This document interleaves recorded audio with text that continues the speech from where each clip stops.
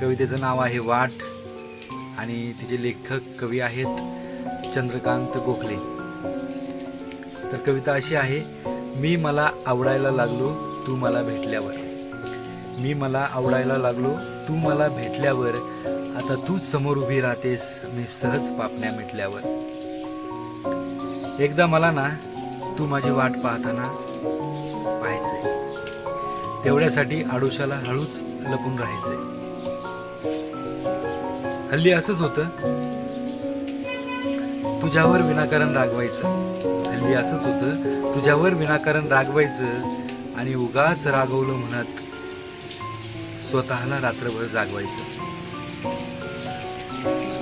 मुक राहून तुझं नुसतंच पाहत राहणं. मुक राहून तुझं नुसतंच पाहत राहणं. जसं गोठलेल्या नदीचं बर्फाखालून वाहणं.